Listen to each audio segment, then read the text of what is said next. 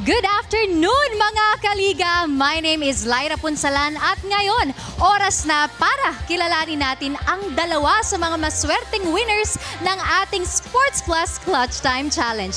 Alam naman nating lahat ang mechanics sa challenge na ito. You need to complete a layup, a free throw shot, a three-point shot, and a half-court shot sa loob lamang ng 45 seconds. At ang dalawa nating guests ngayon, sila ang mga sumakses sa challenge na to. Kaya naman ngayon ay ibibigay na natin ang kanilang prize. First, let's call on Jeffrey Ching of Cainta, Rizal. Ayan, Jeffrey successfully completed the Clutch Time Challenge last May 9 sa One Cainta Arena. And now, he's going home with 350,000 pesos. Jeffrey, again, congratulations. Ano yung pumasok sa isip mo nung half-court shot mo na buzzer beater pa? Paano ba sabihin? Actually, very blessing yung nangyari, ma'am. Yung pangyayari, yung buzzer beater, kahit ako po binabalikan ko parang paano ko nagawa yon. So talagang yun, nag-pray po talaga ako. Yung pagkakapili po sa akin, hindi naman po ako dapat yung lalaro, pero naglalakad lang ako, napili po ako ng Sports Plus. So again, yon, yung with prayers, saka syempre dapat pagsikapan mo, tapos maniwala kang dapat masushoot mo. So yun, very parang wala po ako masabi. Hanggang ngayon, binabalikan ko po yung video, napakasaya balikan, yung buzzer beater. Amen. Si Lord talaga yun. Apa. Wala to. Thank you. Grabe, Jeffrey, nag-trending talaga ang buzzer beater shot mo na yon. And now, tawagin naman natin si RV Medillo of Caloocan City, ang ating second guest na nanalo rin ng ating Sports Plus Clutch Time Challenge. RV, naglaro ng Sports Clutch Time Challenge si RV last May 13 sa Caloocan Sports Complex.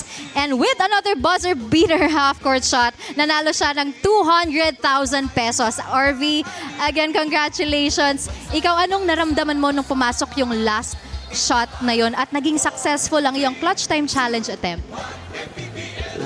Siyempre po, masaya. Siyempre, thank you rin kay Lord. Hindi ko expect talaga na ma-shoot kasi wala na ako ng choice na kunin yung bola, pero siguro ni Lord yun. Bigay ni Lord para ma-shoot yung basket. RV, naalala ko pa, incomplete shock ka pa after mong makashoot that time. May mga gusto ka pa ba kayong pasalamatan, Jeffrey? Una-una po, salamat kay Lord God sa blessing, no? Tsaka sa mga organizers sa Sports Plus, then sa MPBL, ang dami pong natutunan ng liga. Kumbaga, nagkakaroon ng opportunity maglaro lahat ng mahilig sa basketball katulad po natin.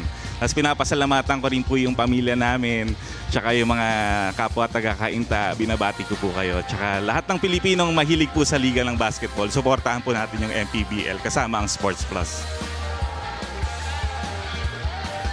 Maraming salamat, Jeffrey. At ikaw naman, RV, may mga gusto ka pa bang batiin?